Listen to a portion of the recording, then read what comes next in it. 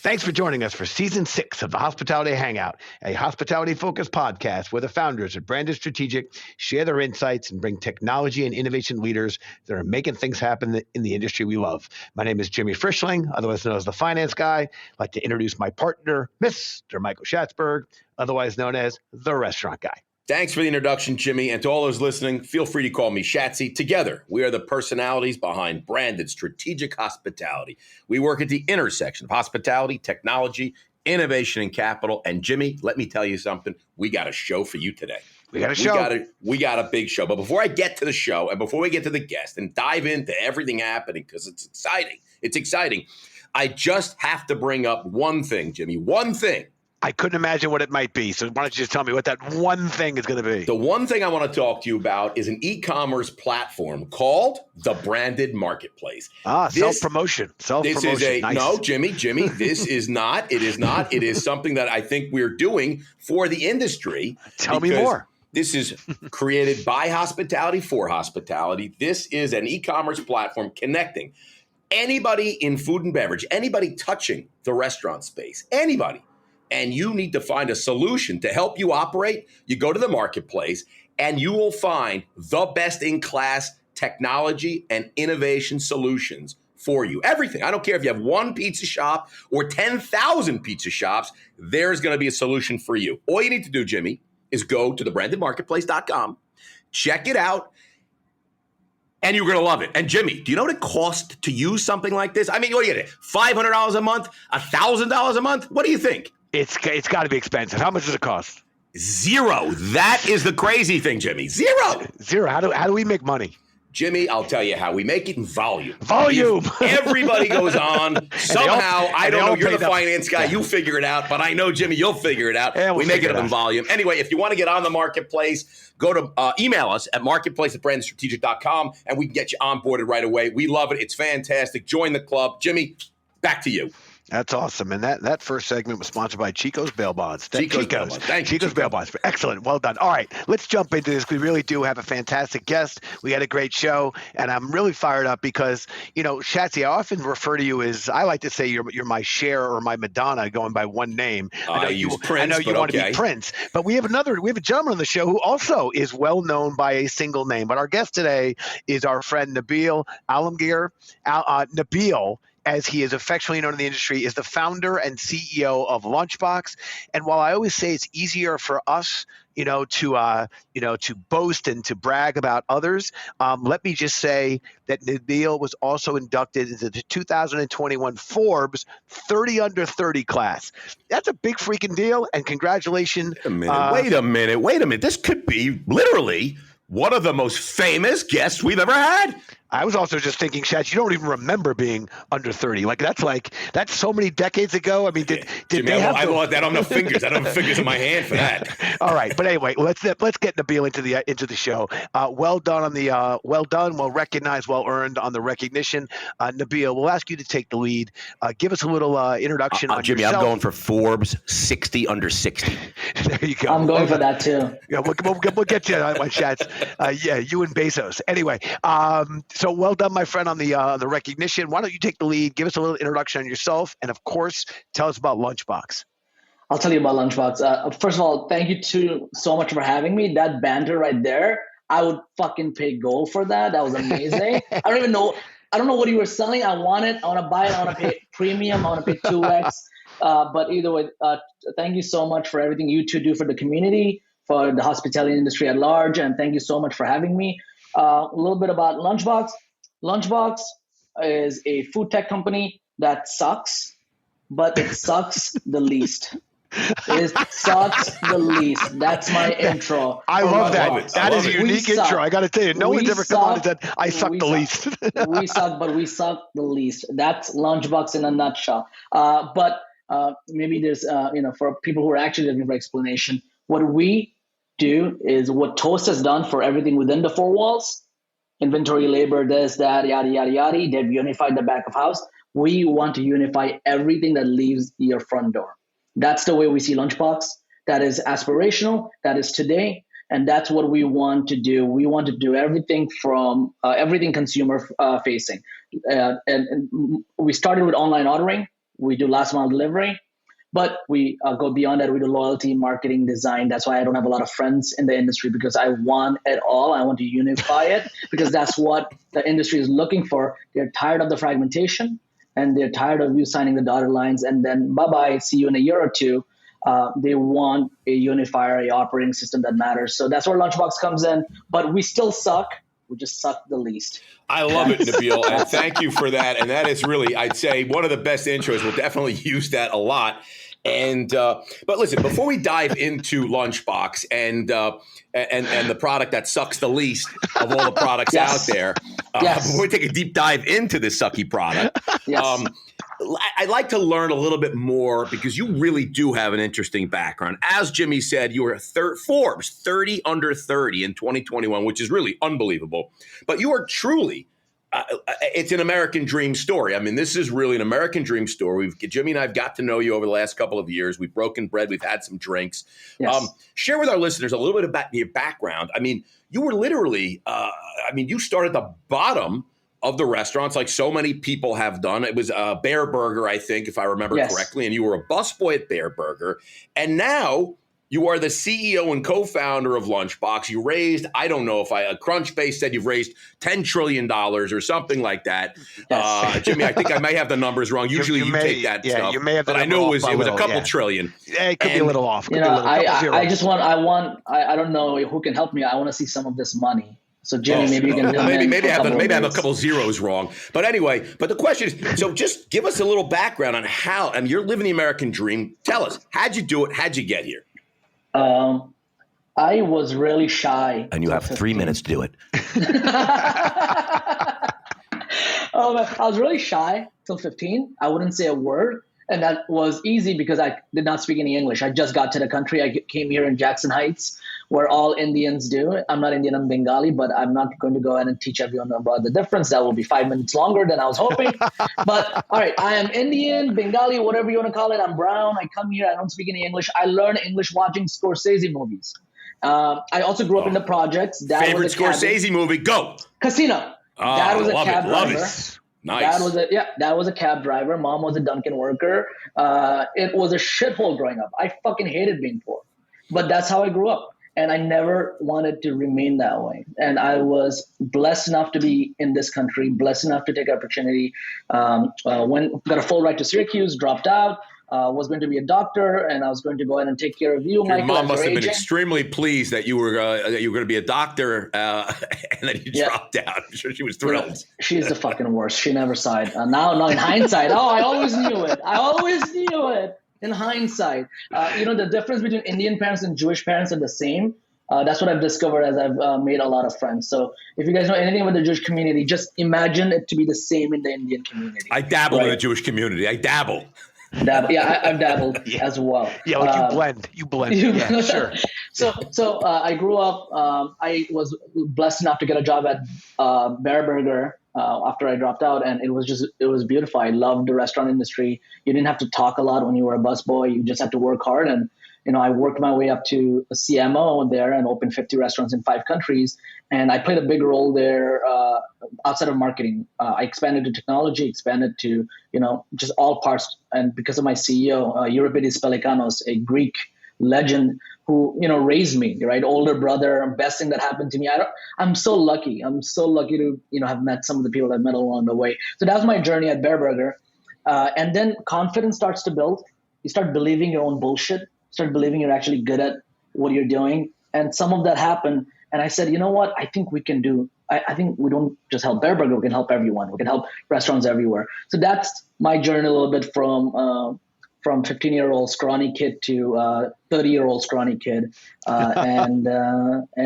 Retired my parents 5 years ago, which was a dream come true, and got them a house. I don't even have a house. Got them a house 3 weeks ago in a shithole in Queens somewhere, which they wanted. So that was their top priority. It's not my problem. That was their top priority. To be a son who takes care of their family as an immigrant, I think that's the dream, and that's a little bit of my journey. I love all that. I love the part about how lucky you are, and I'll say I feel Schatz and I are lucky too. The harder we work, the luckier we get, and I think you certainly represent that ethos. And as far as the retiring your parents and buying them a home, I forget whether it's a Jewish word or an Indian word, but what nakas, I tell you, what I think that is Jewish. You got to get a little bit more the It's not nakas. I would like to, because of nakas, I would like them to. I can't wait for them to pass away so I could move in. So nakas and yeah, that's a different word. Is that what nakas? Nabil bought that house so they could pass away and he can move in. Yeah, they're in good health, so I'm going to have to wait a couple of decades. But I'm a patient man. All right, you be a patient man. I hope your parents aren't listening to this. I hope they are. Okay. I'm going off script here. That's right. Unlike me, but I'm going for it. We are about to have a chance at double breaking news. Okay. We have an opportunity for double breaking news moment today on the podcast. That's right. Double breaking news. Shatsy, not as bad as secret probation, which you've been on many times, but double breaking news. Here we go. Lunchbox has just announced that you have closed on your Series B. Your Series B round for a whopping $50 million. I said $50 million from one capital raiser, fundraiser, investment guy to another. That is no small feat, my friend. What can you tell us about it? Thank you so much, Jimmy. Listen, first of all, you are an incredible fundraiser and incredible at rallying the troop. So it means a lot coming from you. In terms of our fundraiser, we raised $50 million for our Series B. It was incredible. It was hard but fruitful, and we're so excited to go back out there and do three things with the capital we just raised. We want to, number one, go ahead and continue to push our agenda. Our agenda is we want to build a digital storefront. And we want to go ahead and make sure it is absolutely incredible looking. Number two, we want to build more tools and more engagement tools that can convert third-party sales to first-party. And number three, we want to bring in the best talent in the world to our team. We just hired the COO of General Assembly as our COO. We did that at the tail end of our Series B, and that helped us, get someone of his caliber to our team. So these are the things we want to do and continue to invest in. And we just want to push this conversation forward. I'll give you a small example of that. We want to go ahead and, next week we're releasing the first Metaverse restaurant. Fully walkable. You can go everywhere and you can go and order food. We're selling it on OpenSea next week on the blockchain. That is not because we care about the metaverse. That's because we care about this conversation of the digital storefront being in the forefront of what restaurateurs care about, be taken seriously. So we're really excited for the fundraise. We're really excited for our team and really thankful to our customers who made this possible. It's incredible. But you also launched a partnership with a good friend of Branded and another good friend of the industry, Olo. And yes. And Noah and his team over there do a great job. They power, 60,000 70,000 restaurants, 70, 60, Take whatever it is, 10 million, whatever is a lot. Off. In fact, I think we had, I know we had Marty from Olo on as a guest a couple of weeks ago. Jimmy, remember that? It was great. It was terrific. So give us a little bit about this partnership with Olo and tell us how Lunchbox and Olo are working together, because it's really interesting. Yeah. So that is interesting. You hear that, Jimmy? Yeah, he's figuring out what he can say about this partnership. I can say I am a fucking mess. So I say everything that comes to brain automatically goes out the mouth. I am unfortunately that person. So you have no filter. No filter. Like that's unfortunate for my investors, but they already wired me the money. So what do I care? Right. So let's go ahead and talk about Lunchbox first to go ahead and position ourselves. Yes. Toast wants to unify everything back of house. Lunchbox is going to unify everything front of house, consumer facing. Right. That's how we're positioning ourselves. So we see a periodic table, if you will, or a table. We see everything that Toast is doing. They're not amazing at anything. They're good at all of it. And that's what the industry was looking for. No one was listening, right? Point solution are not going to survive, right? A solution that does only one or only X and Y, you'll ramp up quickly, raise a lot of money, but they're not going to survive the long battle of unifying, what their consumers are looking for. So we want to do everything front of house. We do design, we do loyalty, and we do ordering. We do all three of them, and that's what That's what Olo, Punch, and Koala do well as well. What we're telling Olo with this integration and in this partnership is forget about all the fragmentation you guys are dealing with as well. We're unifying it. Let's go ahead and work together. So that's how we were able to achieve this integration, this partnership. We are hard to ignore. We're loud. We're annoying. But you know what? Wait, when you say are we loud or are you loud? Who's loud here? I thought Jimmy was loud. No one in this call is quiet. No one in this call is quiet. I tell you no that. one's call is quiet. And you know what? You know why? That's so true, by the way. We're all three of us here. The reason we're loud and the reason we are hard to ignore is because our industry is constantly under attack. And I'm sorry if we're a little pissed off about it. I'm sorry if 100,000 restaurants have closed and we have something to say about it. Sorry, we're venting. Sorry, we're bantering about it. So every time Lunchbox gets accused of being loud, I'm like, you know what? You're not loud enough. You're irresponsible that you're not being a good shepherd to your business and to your folks and to your mission. So back to the Olo thing, excited to partner with them. They have 60,000 restaurants. There's 800,000 restaurants in the country. We're excited to be part of their ecosystem. We're excited to elevate their design, elevate their marketing as well. They've paved the way for companies like us to exist. So we're here, second mover in the space, pumped to work together. That is great, awesome, and two great firms are coming together I'm sure to do create and bring more value to the industry. As the finance guy, I love talking numbers, and I know as a delivery guy, you're going to have them. So, what is, in your opinion, what is the current state of the delivery market looking like, from a growth perspective? And I think you've already kind of, indicated you are incredibly bullish, enthusiastic, because you think it's going to be digital first, then dine in. But I don't want to answer the question. I don't want to provide an answer to my own question. What do you feel is the current state of the delivery market and the growth from a growth perspective? Absolutely. So, what we're doing is we're studying companies in China, specifically a company called Bingo Bots, no affiliation with Lunchbox. We just raised $80 million.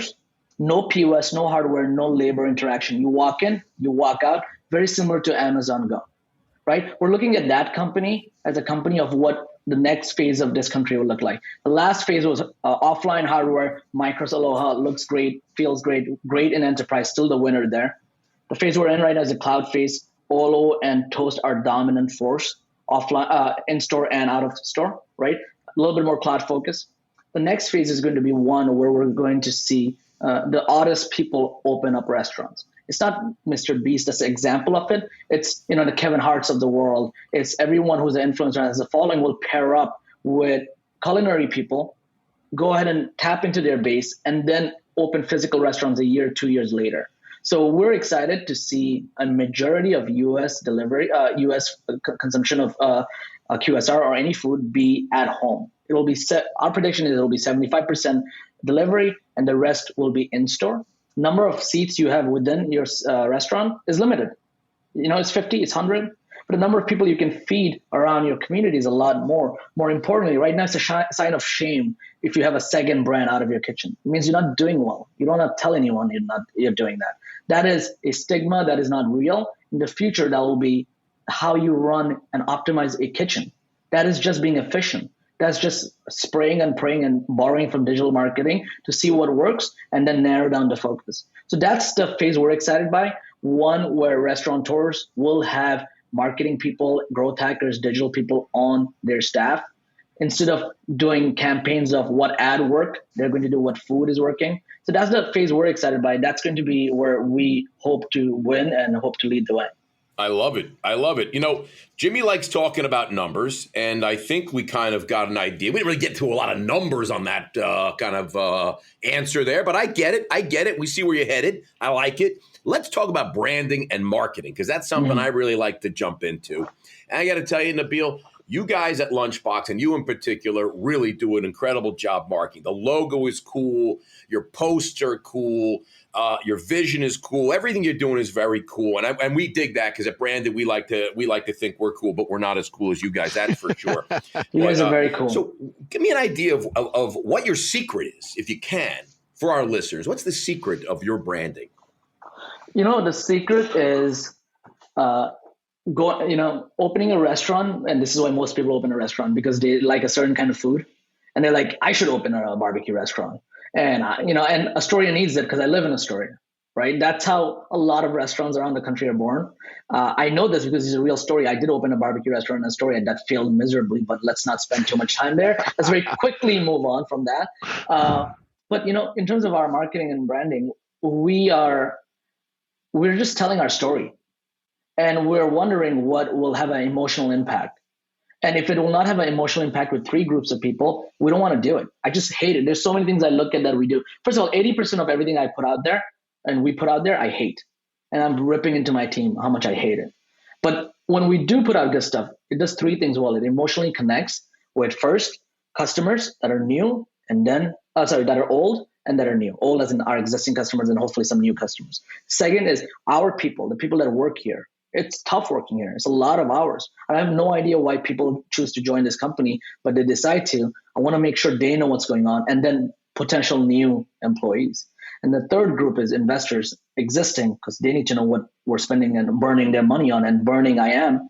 And then also new investors and how we attract them. So we're trying to speak to those 3 groups in that order. And I think people get it wrong. I think people are just trying to talk to new customers, and they're not trying to talk to their employees. Our secret sauce is build stuff that gets our employees pumped, because if they don't put in the right hours and if they're not motivated, we'll fail. We'll most likely fail anyways. We'll definitely fail faster if we don't have the right people within our team. So we spend a lot of time making sure our team knows what's going on. I think that is great. I want to talk about loyalty for a minute. Now more than ever, it's not just about getting customer. It's not just about acquiring customers. It's about retaining your guests. I mean, that is so freaking key. What are your thoughts on this? And how is Lunchbox simplifying the process for your customers and their guests? Yeah. One last thing about marketing, just because my brain is moving everywhere. One other thing we do really well is because we have better taste. And you can't buy that. You're just born with that. You're right, man. I see some people with really ugly shoes and ugly clothes and stuff. And you're like, who bought that? Like, why are you staring at me, Schatz? I don't understand. Why are you absolutely? Jimmy, let's not go to your shoes now. Let's not go to your shoes. Why? What's wrong with his shoes? There's nothing wrong with his shoes. He shames me every day about my shoes. I haven't seen his shoes today, but sometimes he wears, and I don't want to say anything, sometimes he wears some shoes that are very suspect. He's like, I got them on sale. I'm like, you know why they're on sale, Jimmy? Because nobody wanted those shoes. Nah, keep Jimmy, going. I apologize. We'll talk about Jimmy's shoes later. If I saw your shoes, this is the joke I would make. I'd make like, your shoes are so bad, I wouldn't even throw them at George Bush in Iraq. It's a joke I'd make if I saw them, but I haven't seen them, so I'm not sure. I don't want to go there because that's just that's not kosher. I don't want to go there. To answer the loyalty question and how we are trying to simplify it, we are assuming our restaurant partners are as busy as we think they are. We are trying to not create too much. We're trying to create less to go ahead and have automation. So we are trying to go ahead and simplify all our marketing into 2 groups, or loyalty into 2 groups. One is a sub $10 and another one is more than $10. So coffee shops versus not coffee shops. Those are the 2 types of groups we're looking at. And we're looking at, if customers stop coming in, attack them, get more aggressive with the campaigns. If customers come for lunch and not coming in for dinner, try to move them to dinner as well. If customers are on Grubhub, ordered from Grubhub, try to convert them to a direct ordering system. That's the same as when you order pizza, they put a sticker on top that says, hey, order from me directly. Next time you get absolutely nothing, maybe a garlic nut, maybe an extra piece, right? We see that and we try to create a digital version of that. So we have a team at Lunchbox called Lunchbox Studio. Their job is not just, we have a lot of tech, but their job is to help you use the tech. Their job is to help design for you. If you have a new brand, Jimmy, it's called Jimmy's something. I don't know. Jimmy's Wings. It's Mr. Jimmy's. That's the brand. How good a name is that? Mr. Jimmy's. We do Mr. Jimmy's. We do Mr. Jimmy's, but it's an Asian concept. Sure. We create an Asian version of you, a caricature. I get sued for racism. You don't get sued because it wasn't your idea. But we launched this and we crush it. And we sell wings via Next Bite everywhere. How's that? Should we do that? I think we got a business. We got a new JV I don't know about the coming. wings, but certainly chicken and broccoli. I don't know about the wings. The racism you have no problem with. The wings is where you're drawing your line. Yes, Chat's like, I'll take over the racism, but not when you have a chicken wing. So we create that brand. If you have a new brand, we create that brand for you as well. We basically, tech is not what restaurateurs are looking for. They're looking for ways to also use it. We have a studio team who's like, oh, you like our marketing? Let us do it for you. It's all included, because when you go to the Apple store, go to Genius Bar and you complain, they do it as well. So I used to work at Apple, And that's where I picked that up. That's the team within our segment that everyone hates, but our customers love. My business, my finance team hates because it's not something normal. Why do we have an agency in-house for free for all our customers? Because we want to go above and beyond one of our 5 core values. All right, I got to tell you, I'm going to ask you a question, and I hope I don't regret asking this question, but I'm going to ask it anyway. You regret it. Nabeel, what's keeping you up at night? No, I'm he doesn't sleep. Yeah, no, there's posturing as a CEO, right? There's posturing as anyone. But just like any other leader, I have my insecurities as well. Mostly they come up Friday night. Friday night, I'm like, why the fuck am I doing this? I had a nice job. Is that is that during Shabbat dinner? It's during Shabbat dinner. I can't talk a lot about Shabbat because my fiance is still upset about this Jewish girl I dated. So I used to make a lot of Shabbat jokes in front of her, but she's going to get upset. Appreciated that. Imagine living with me, by the way. This is me filtered. I know some people, I know I'll get 2 complaints about this podcast. Imagine unfiltered, cameras off, just her and I. Oh my God. Anyways, Friday nights, I'm sometimes, question. And again, I'm confident, but sometimes I'll question myself, and it's healthy because it makes you work harder. The things that keep me up at night is one is Toast. What if they go and do this? They're so good at doing everything. If they do this, I'm in trouble. So that's one thing I'm sometimes paranoid about. The second is, what if Olo buys all my competitors and puts a stack together as good as mine? That's something I'm concerned about. Those are the 2 things that keeps me up at night. And that's the honest God's truth. I have no problem saying that. Why would I not say that? That's a compliment for them. That's truth for you all. And that's cathartic for me because now it's out in the universe. And that's awesome. And I will say, Nabeel, if it makes you feel any better, my night of Zoomies is Sunday nights, not Friday. Sunday nights is when I call it my 60 minutes growing up, when that tick, tick, tick, tick, tick, tick, tick, tick, and I was a young kid and I hadn't done my homework, and I hear the tick, tick, tick, tick, tick, and I'm like, oh my God, Monday's coming.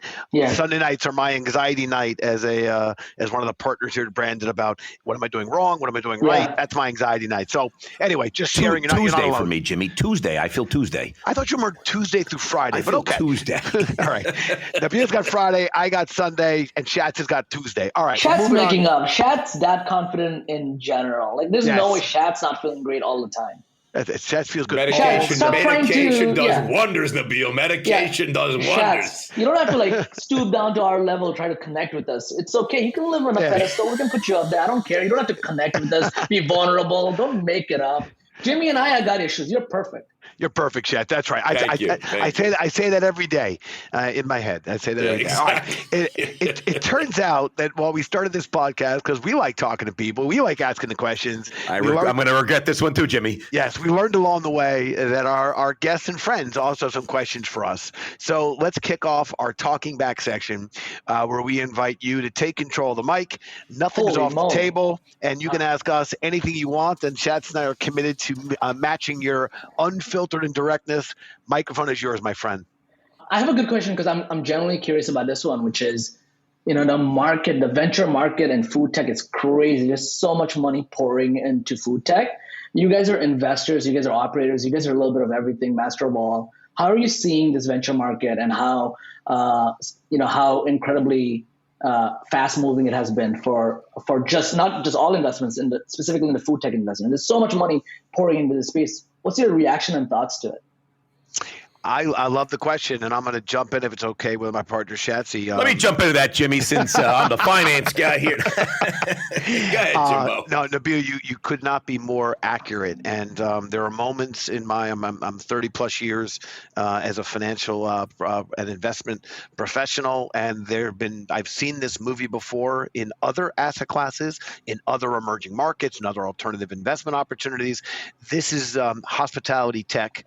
This is our moment in the sun. And if people want to fight and challenge the valuations and the multiples, the fact is the industry, the pandemic has truly crystallized that technology is not a vitamin. It is medicine. It is absolutely now rules of engagement. And therefore, we were so far behind the curve that this enthusiasm for tech and capital flows, I think it has a 36-month window still to go. Right. We're an incredibly fragmented industry, therefore the consolidation, and you're going to see it among big companies, and you're going to see kind of like Apple and Android are fighting in terms of who's got better content, who runs more open, who wants to acquire more resources or more features and functionality. So I think it's going to be an amazing opportunity for entrepreneurs, for investors. That's both your company and our company. It's also a great moment, I think, for the hospitality industry, because they're going to get armed with the very things that we believe are going to improve the margins for their business. And as while we are focusing mostly on tech, as the restaurants start to embrace the best-in-class tech stack, you're going to see margins improve. That's going to make that industry more attractive for capital, because the margins are going to get better. So this is going to flow through, and I think we have about a 3-year window of enthusiasm before things start to normalize and quiet down a little bit. Yeah, Jimmy, I just wanted to say that that's exactly what I was going to say. I was thought you said ditto. Literally took the words right out of my mouth. And that's exactly what I wanted to say. And you've done that so many times in the podcast where I have a thought and then you take it. But that's why we work so well together. Listen, let's talk tech stack right now, okay? Nabeel, there's so much tech, as Jimmy said. It's such an exciting time. We are, we've accelerated 5 years into we're 5 years ahead of where we would have been. If you had to tell an operator or suggest to an operator, what is the top of the tech stack? What is the most important thing that they should have right now, outside of Lunchbox, of course? What would you recommend to operators right now? What should they be thinking about? What should they be putting some time and energy into as far as tech right now?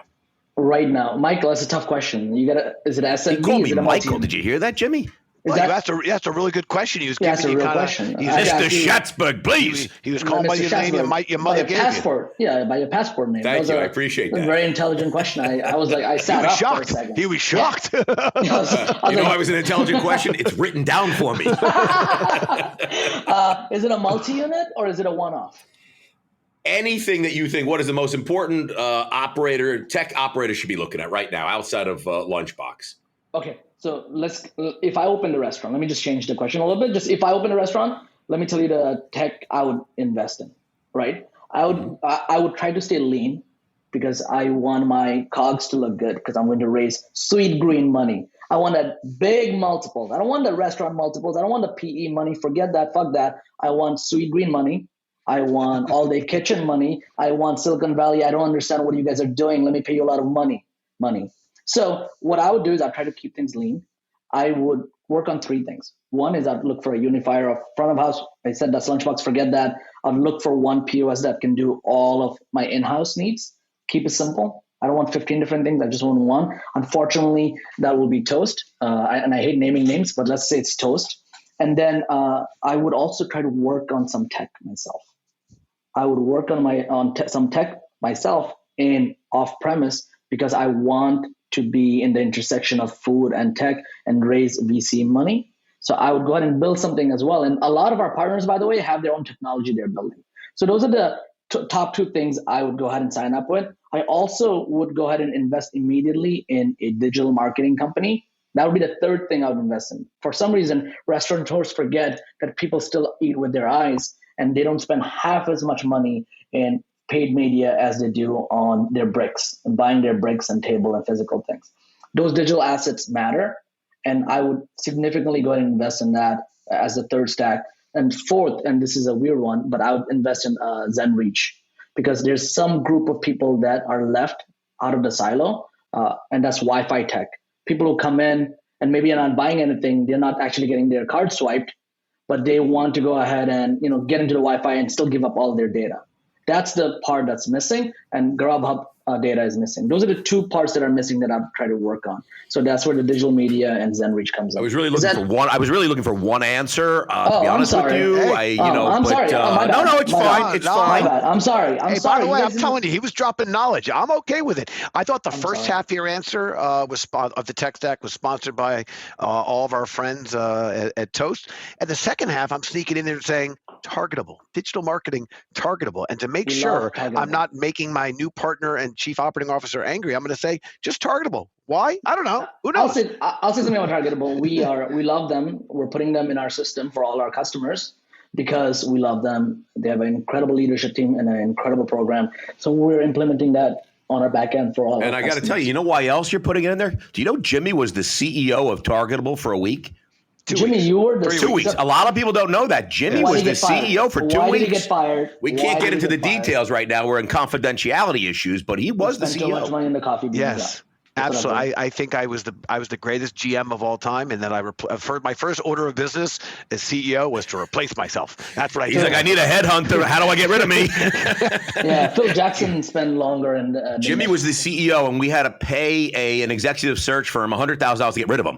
To replace me. Yes. Replace him. And it was and what a replacement, Andrew Nash. Well done. Okay, we're moving on to our crystal ball moment, a chance for our guests to put on their Kreskin or Miss Cleo hats and predict the future. Nabeel, I think you're making your own future, but how do you see restaurants and dining 2 years from now in relation to hospitality and tech? I feel like you told us already, Jimmy. I think so I too. I said that already. I can't come up with something else. I'm gonna struggle. I'm gonna try to make something up and sound like an idiot. Then let's just go because no one really cares about the crystal ball. Mike, I said Jimmy, it, right? Mike, I said it earlier. You said 75% digital, 25% brick and mortar. And let me tee this up for you, Shatsy. We take it a poll, and 99.9999% of Hospitality Hangout people that respond to this poll, the six people, including Jimmy's daughter Sylvie, yes, feels this next section, the branded quickfire, is the best section of the podcast, and it's always belonged to Mr. Schatzberg. So, Jimmy, Michael, I can only tell you, I can only